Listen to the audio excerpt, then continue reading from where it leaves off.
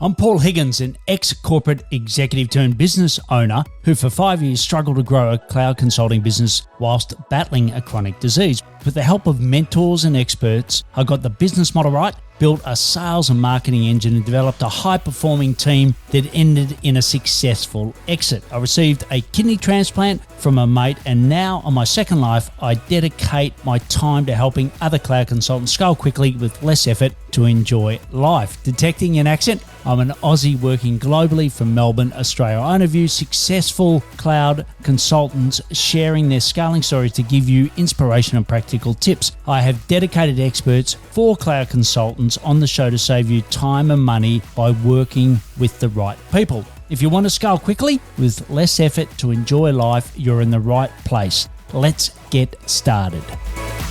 Hi, I'm Paul Higgins and welcome to the Cloud Consultant Show, episode number 480. Today's topic is growing a Salesforce partner business through live events. And you're going to learn, firstly, how to pick the verticals that you should play in, and most importantly, how to match them where they're at. The second is breakfast events. So soup to nuts on breakfast events.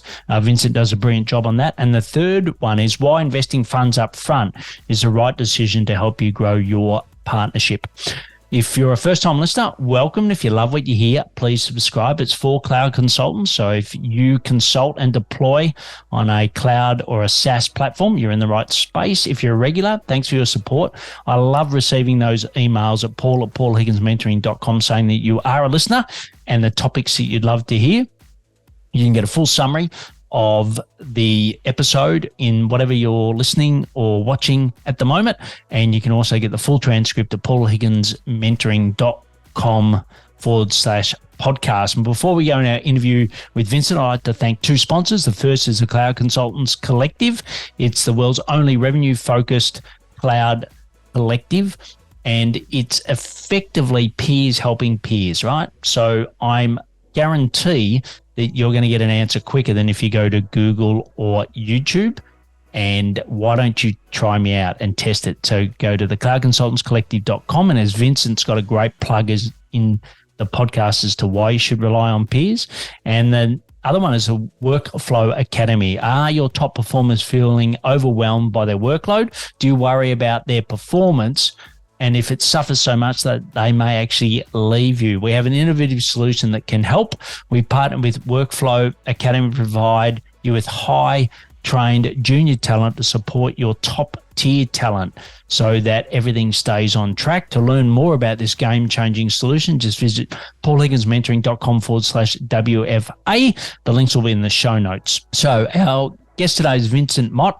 He spent most of his time working for management teams to bring their strategy to life through technology. His reputation as someone who gets the job done has seen him take on game-changing projects across M&A, mergers and acquisition, operations marketing, and of course, technology and innovation. And as a director of the Sydney Australia-based consultancy Carnet Group, he also is driven to build a team fulfilled with passion, switched on people who are encouraged to challenge conventional thinking of what it means to be professional. His objective is to help clients make confident investment decisions in technology and innovation and then partner with them to make it happen. It's my pleasure to now hand you over to Vincent Motte from carnetgroup.com, episode 480.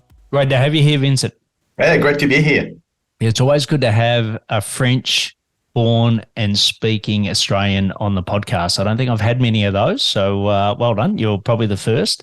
But why don't we kick off with, who your ideal clients are and what problems you love to solve for them? Yeah, so we at Carnet Group, we have specialized in specific industries. So first of all, our ideal clients come from this industry. So for us, it's construction, property, manufacturing, and consumer goods typically. The way we like to say it is our ideal clients, they either build an asset or service an asset, or they manufacture a product and move that product around. So that's probably the starting point. And then, of course, there's a size of client that works better for us. We targeting the high end of SMB, so medium business. We targeting mid-market, GB, and enterprise. So typically, we look at clients who are already a little bit sophisticated, already have some understanding of technology, strategy, and implementation as well. Yeah, great. And they've normally got deep pockets, but sometimes hard to get into pockets. Is that right? Look, I wouldn't say that all our customers have deep pockets. We also work with customers who don't, and you do have to maximize the investment carefully. So, we do work quite a bit in SMB where, we might do a $20,000 implementation and, have to deliver as much value as possible within that amount of money as well. Yeah, well, if we take construction and property for the moment, what are some of the key problems you're helping to solve there? So there's probably two aspects. So property and construction are a little bit different to some extent. So in construction, we work with, head contractors typically, or subcontractors, civil construction businesses. And the problems can be as simple as, we need to be able to track attenders, which is the typical entry point of Salesforce, but we go way beyond that. So some of our customers manage plant and equipment using Salesforce. They manage safety.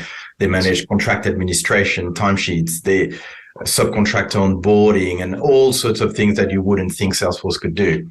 So that's the sort of things that construction businesses can do. In property, it's a little bit different. It's the typical things of, are you selling a home? Are you selling an apartment? Are you a land developer? Are you a shopping center developer? Do you need to run a shopping center? Do you build to rent or build to sell? So there's lots of problematics, but they typically all revolve around one thing. It's the customer experience. So going from I'm inquiring and I'm trying to search a little bit of information about what you're selling or a house that you sell or a package to I'm getting the keys of that house essentially. So it's trying to streamline that entire customer experience, to manage the workflows internally, and to have one source of truth to consume information in a business. So whether you're a home builder or land developer or a high-rise builder, the overall objective is always the same. Yeah, and you've talked about the fact that, you want your clients to have some form of physical product, right? That's important. Why in particular have you chosen both construction and property as verticals to focus on? Yeah, good question. We don't choose. You sort of, you come from those industries and therefore it makes sense. And I'll tell you the story. So I used to work for a large ASX business that was working across manufacturing and construction. And I used to have Salesforce in my list of products that I was managing or projects that I was managing. So that was back in 2012 and 2013. That's the first time I touched Salesforce, so on the end user side. And I always thought, I'll come back to that product because there's a lot more potential than just sales effectiveness and a bit of marketing. So coming from those industries, that meant that when I founded Kana Group, I wanted to be laser focused on industries that I knew well. So we could actually go to those customers, not as a technical partner, because quite frankly, every partner that you've interviewed could do exactly the same thing. We're not better, we're not worse, we're just the same. But being a technical partner is not a great value proposition. So our value proposition is we come from these industries, we've recruited people from these industries, we come to our clients and we actually help them because we understand this industry. So we're not there trying to push Salesforce everywhere. We're just there to make sure that their business is better off with technology, and Salesforce being one of it. Yeah, great. And within those industries, who's your biggest competitors? Who are you coming up against from either other platforms or not platforms? So I guess from a partner ecosystem, we're pretty lucky because they're not the industries of choice for most partners. So if you're a partner and you want to grow quickly, you're going to tap into government, you're going to tap into finance, you're going to tap into those industries, or perhaps education or these sort of industries. Construction and property, no one wants to do it, I feel, because it's hard. That's as simple as that. It is difficult. They are industries, they're known for, low pricing and, the low price is the one that wins and this sort of thing. So you really have to handle those industries differently.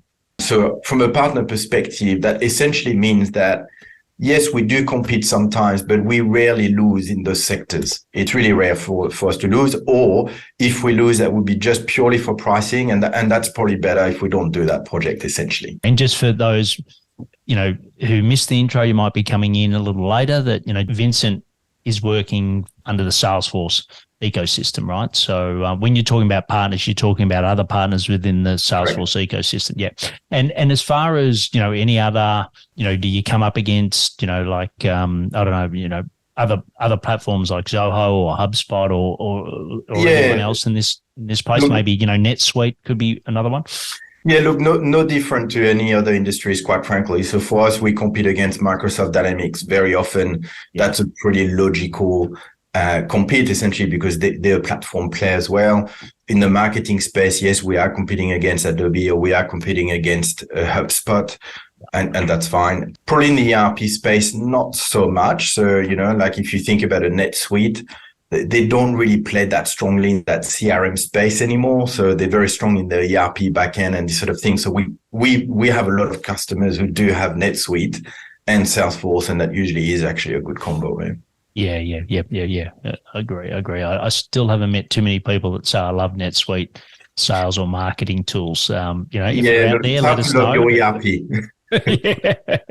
It's shit. Well, anyway, my view should have stuck to what it's best at, but that's not always the case. Your investors don't always want that, or the public investing in your company. And so, when did you actually start the Carnac Group? So Carnac Group was founded in 2017. Yep. That's when we became a Salesforce partner, and we actively started to trade in 2018, essentially. So it took us a few months to put everything together. And we really started actively in the ecosystem in 2018. Right. And I think now you've got about 30 in the team? Yeah, 30 people. So started with just 3 and now 30. So yeah, great. So we'll sort of go through that journey. But I suppose when you first started, like you said, you've used the product within company, within corporate, you saw the full value of it. You decided to go out and start your own. Where did you get your first clients? Like, what was your first path? I know the industry you chose the industry, but how did you actually get your first clients? Yeah, so actually the first clients that we got were actually organic. So we found them ourselves. We didn't rely on Salesforce at all at the beginning, quite frankly. So we obviously had a network. We knew a lot of people in the market and who were looking for partners or change partners at the time anyway. So we managed to get quite a few contracts that way at the beginning without actually understanding yet the Salesforce machine and how to interact with that machine. Yes. So yeah, we got quite a few, I would say SMB customers at the time, maybe a few larger ones as well. We got an enterprise customer in the first year that helped us to grow pretty quickly, but at the beginning it was 100% organic, essentially. Right, and who was wearing the sales hat to get those? Pretty much me. And that's it. So we're only 3 in the business, and we had so essentially sales, which was me. We had a marketing person as well. So we spent quite a bit of we had a strong focus on marketing as well, and we had 1 technical architect. That's all we had. Right, and the marketing. What were the type of things that worked in the early days from a marketing point of view? Communicating about, what we were doing, the work we were doing, the success with our customers. That was the key thing at the beginning. Positioning our capability as well, making sure that our capability statement was really clear, that we had a good story to tell, essentially. So the marketing was really focusing around that at the beginning. And, and today, I look at Carnac Group and, we're 30 people, but from a brand perspective and an overall recognition in the market, we recognize, probably one of the top partners in that space. Yeah, great. Well, look, I've said to you, who if you're a regular listener, that, picking a vertical is the right thing to do. I know that, Vincent's got 3, but you can tell, he's got domain knowledge from that industry. It just makes such a difference. And, was there any particular channels that you marketed on? Was it, website, SEO, LinkedIn, a combination of all of those? Where were you actually putting this material out to? Oh yeah, probably nothing online, quite frankly. I mean, you have to think that those industries, especially construction, property, and manufacturing, they're pretty much face-to-face industries. So you need to meet people, you need to shake hands. So a lot of our work in terms of go-to-market was actually meeting with companies directly, attending exhibitions like Sydney Build Expo, for example, in the construction industry, or the Manufacturing Expo in manufacturing. So being visible in that sort of space, the online presence was almost irrelevant to us, quite frankly. And then probably at the back of 2018, we started to understand how the Salesforce machine was working. So we spent a lot more time engaging with AEs and the sales directors there to make sure that they understood what we were doing, when to engage us and when not to engage us as well. Yeah, well, perfect segue into that, right? I suppose take us to what you first started doing, and is there any difference in the way that you're actually working with Salesforce? Because I think roughly about 60% of your lead source is through Salesforce? Yeah, 60 to 70%, depending on the period. So, the way we started is quite different to the way we operate now. because we started really working through our networks and, identifying opportunities in our own network. And that takes you, quite far. And I think from a Salesforce perspective, that's the right thing to do as well, to identify your own opportunities. And then in 2018, we started to work a lot more closely with Salesforce, especially around those industries that we had. Probably for the main reason, for one key reason is that Salesforce didn't really understand those industries either. So Salesforce was focusing on, the big retail and, the finance and the government, and we were focusing on industries that they had no point of view on. So to some extent, we could develop a point of view, present a point of view, and go to those AEs saying, look, this is how those industries work. This is what we can do. This is what we can't do. So essentially, we help them to develop a bit of a talk track for their prospects and their white space. So we help them really early on. We even help some BDR as well to develop a bit of a, like a communication plan and, specific bullet points that they could talk to in this industry. So that really helped to be visible at that stage. And I think the main difference is we were not going to Salesforce saying, give us some leads, which is a big mistake. We were going to Salesforce saying, this is what we can offer to you and help you with as a starting point. Then the leads may or may not come to us. That's a different story. But we went there with trying to bring value straight away to the AEs as opposed to just asking them, what's your patch? Yeah. I think that's so important. And, it's hard because you want growth in your business. And if you're the owner like Vincent is, you're really keen to get those sales and see the revenue growth. But don't burn your bridges too early. And I think you're right. Exactly. Like if you can add value and be different, like, there's so many of you Salesforce partners. I don't even know how many totally there is in the world, but just don't be like everyone else, which is why Vincent's grown quickly from 2017 or 18 to now with 30 people. So that's worked well. Has there been any other, so on the, let's call it the 30%, is there any other marketing activities you do or any other sales activities you do that are helping bring in leads? Yeah, look, we run a lot of events these days, and that's typically our preferred channel to create leads and nurture prospects as well. So, we attend exhibition a lot. So we're visible in all those markets. We organize a lot of workshops. We have a lot of our customers speaking at breakfast, for example, in Brisbane and Sydney. So we try to be visible to make sure that AEs can bring their prospects as well, so they hear the stories of our customers.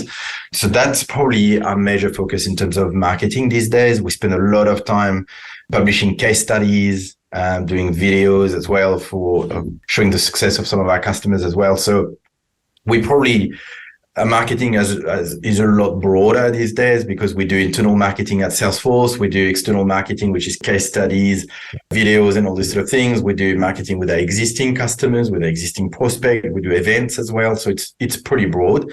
The only thing that we don't do much is social media.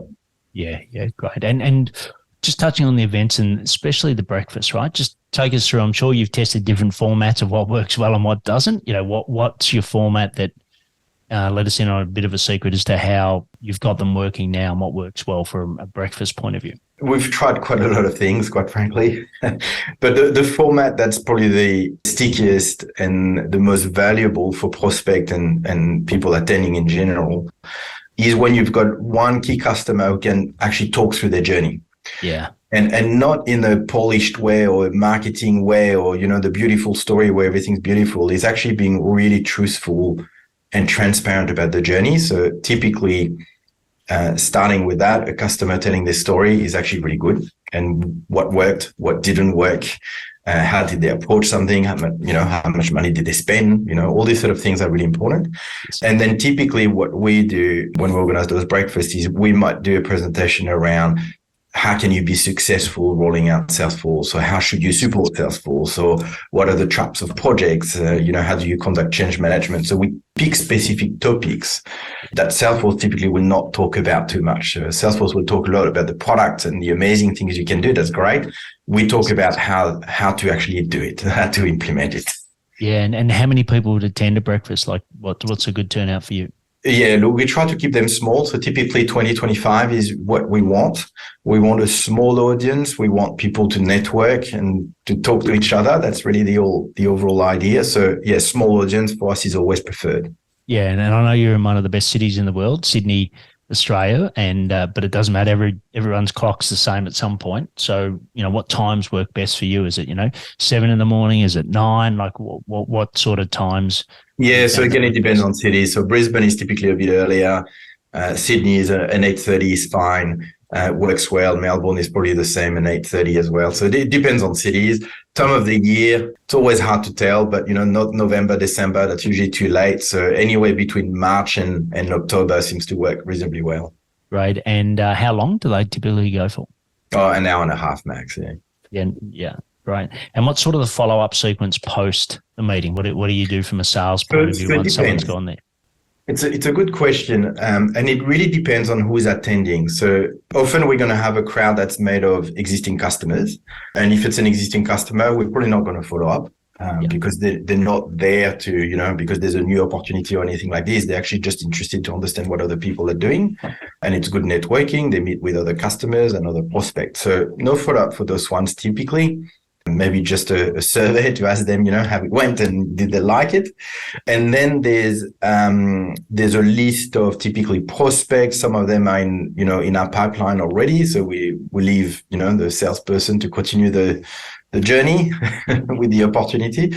And then there's, what we call planting the seed. And they're the long-term prospects, the prospect that it's going to take you 2 years to convert them potentially, but you still invite them to those events. You still have discussions regularly and all that, but you don't force a sales cycle on them because it's not the right time. So we've had quite a lot of our large projects that we've signed where the prospect came to a first breakfast, then the second one, then the third one. It took 2 years, and then they become $1 million project. So it does happen, and it's certainly our strategy is to plant the seeds and to not bombard them with a sales process because Salesforce does it already, so they don't need us to do that. Yeah, and are you videoing the clients when they speak? No. Okay, no, and is that for a particular reason? It's either you come or you don't know about it. So you have to come face to face. Otherwise, people will just stay behind the screen then.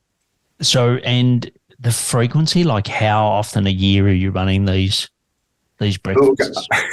I wish I could do it every 3 weeks or something like that. But the reality is we have to be really careful because Salesforce is also running a lot of events. So we want to make sure our events are not happening at the same time. Yes. Look, typically one every month or 2 months is the ideal timing, but there's always time of the year where it's difficult. So February is very often a write-off.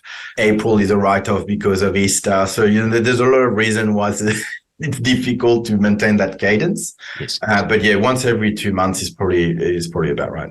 And during COVID, did they not happen, or did you do them virtually? What sort of happened during COVID? Yeah, so during COVID, we actually moved some of those sessions online, and we did 2 formats. We did a format that was more the webinar-like format where we were showcasing specific use cases or how Salesforce could be used to do one specific thing.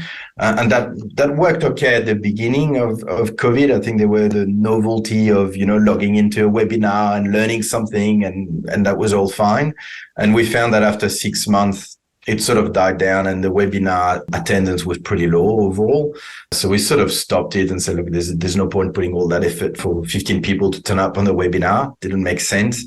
So we stopped that. We turned to interviews where we did a lot of customer testimonials instead, a bit like what we're doing today, where we had our customers, doing a bit of an interview with us and, for half an hour. And we were publishing that online. That's been reasonably successful as well. Really good for the Salesforce folks as well. To be able to listen to these interviews. So that's we've done a little bit of that. We don't do it anymore as much, quite frankly. But that's the sort of things we tried doing during COVID. Yeah, and the reason you don't do it, is it just because of the busyness of business, or just you don't think it was working? Look, you can't do everything. That's how we look at it. And for the industries that we work in, the face-to-face is the way to go. Yes. You want to see people in the eye. You want to be able to, shake hands. You want to be able to introduce them to other customers and other prospects. For us, if you think you've got a limited budget for marketing and a limited bandwidth to get things done, then we would privilege the face-to-face first. Yeah, and I think it's really smart. Like, you've identified, given your industry knowledge, et cetera, which verticals to play in with, which I think is really smart. And then B, it's where those people well, how they like to communicate and work, right? So you're matching them where they're at, which once again, if you're listening to Vincent, your client might be completely different. So in-person events may not work for you. It might be something else. It might be live webinars or whatever, especially if you're in the US where, there's a lot of dispersity of where people are. It's harder to get people together. So just, match them where they're at is, I think, the key thing out of this. If we sort of pivot a little, we've spoken a lot about the sales and marketing effort, which has gone really well. What about the team size, right? You now got to 30 people, which is fantastic. What's been the hardest role to hire or hardest person to bring on so far? Yeah, that's a good question. I don't actually have a good answer for that because I'm not too sure. I mean, we struggle, of course, like everyone else during the COVID period to just attract people and to retain people, like every business, quite frankly. Yes. We haven't found specific roles that were harder to recruit for. It was all okay. It was just about setting our expectations in terms of salary range and why people would move to a smaller business like ours. So that was more our story to sell that we found was the challenge at the beginning. But no specific role. We've always found, whether it was a developer, whether it's a functional consultant, whether it is an architect, we've always been able to find the right people for our business. And, it was a rough week. Now, where do you spend your time? If you had to sort of, put it across, whether it's by functions or by activities, you as the owner of this 30-person business, where are you spending your time? Look, most of my time would be spent in the market. So probably 60% of my time is in market. So talking to customers, attending workshops and talking to Salesforce AEs and talking to, different people at Salesforce, of course, and attending events. So probably 60% of my time is on that. And then probably 20% is on delivery, making sure that, projects are going the right way and that if there's any problem or something to resolve, that I can resolve it. So maybe 20% of my time is spent on that, and the 20% would be on admin and finance and forecasting and pipeline and all these sort of things. Yeah. And it's sort of bringing back a bit of my past, but, do you have an assistant? Do you have anyone supporting you in your role? Or how, out of those 30, how does that sort of get structured? Yeah, no. So we've built a team that's reasonably with strong people. So we've got some strong leaders in the business, in delivery. We've got, a great national engagement director. We've got a great project service director. We've got a great technical services director who's also a co-founder of Karnak as well. So we've got a strong management structure in delivery that allows me to focus on different things and they let me know when they need me. So I don't have any assistant or anything like this. Everyone is just taking some of my workload to some extent, and that's about all.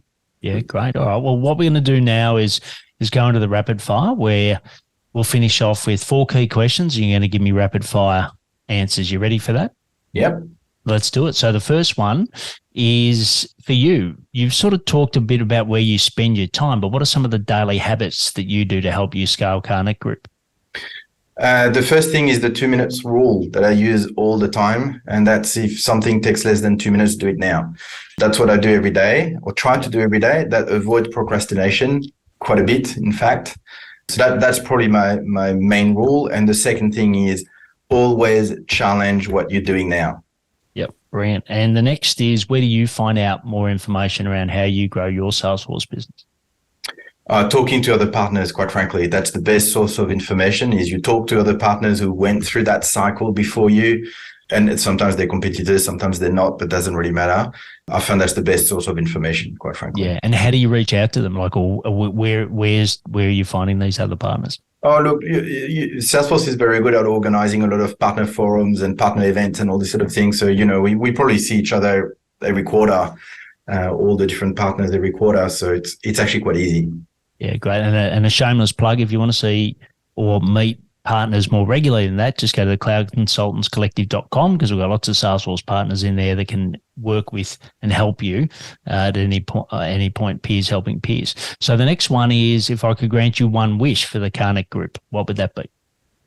I think that would be unlimited money to develop the business, like growth in new regions like New Zealand and, WA, and going to the US and going to Europe. So expanding the brand everywhere else as quickly as we can. That's what I would want to do. Yeah, great. Well, there's definitely lots of the three classes or the three verticals you focus on everywhere in the world. So if you're in those verticals and you're listening and you think, actually, I could, work both in different geographies with Vincent, reach out to him. The last one is what you know now, right? So you've been in, 2018, you started. Now is 2023. If you're listening to it when it's released, what have you learned, and what do you know that you would have done probably different or would have done differently for sure that you already know now? Yeah, look, the first thing is we would have invested more funds in the business on day one. We've created the business with $5,000. That's all. And we've never injected any money whatsoever in that business. It's just been self-funded. So, and realistically, you're limited by that pretty quickly. So I think bringing other investors or bringing more money in the business would have fast-tracked that growth. We would be much bigger today for sure. That's probably the first thing. So, creating a partner and a business with a limited fund is difficult. It's a real challenge, and all you've got is your energy essentially. And probably the second thing would have been to really fast track our understanding of the Salesforce ecosystem, of the relationship between partners and account executives and partners and directors and VPs at Salesforce. We spend quite a bit of time not really interacting with Salesforce at the beginning. So to some extent, we've probably wasted a year at the beginning, not really understanding how it all worked. And that's probably because I was just a newbie in that world. I was coming from an end user background, not a consulting background. I've never done sales before either.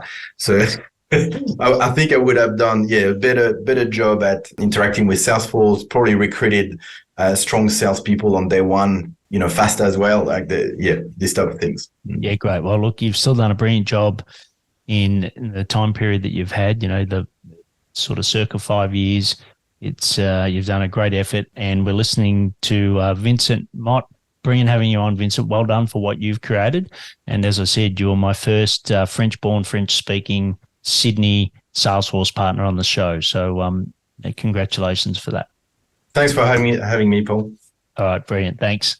What a great interview with Vincent. I love his 2-minute rule. I once learnt that when I was at Coca-Cola. I think it's such a fantastic thing. So go and apply it. If you can do it within 2 minutes, do it. Don't keep adding to your to-do list. Also, I love the fact that he's got a great combination of 70% Salesforce. So, leverages the Salesforce ecosystem and AEs to get leads, but he's also got his own, especially in those events as well. And if you want to know more detail of that, reach out to Vincent on LinkedIn. And also, if you've learned something really valuable, please post it on LinkedIn and mention Vincent. And if you've got some peers, as Vincent said, they're so valuable. If you've got some peers that can learn from this, or talked about this, running live events, etc., and they can benefit from it, please share it with them. They'll think you're a rock star. Don't forget to check out our solo shows.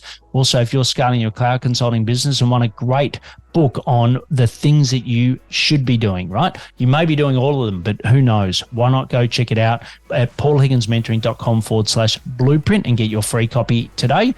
And please take action to grow with less effort and more reward.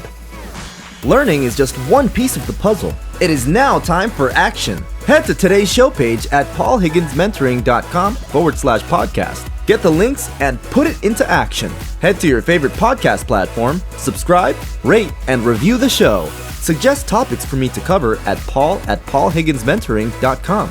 And don't wait one more minute to gain access to content, especially for you, a cloud consultant, at paulhigginsmentoring.com/newsletter.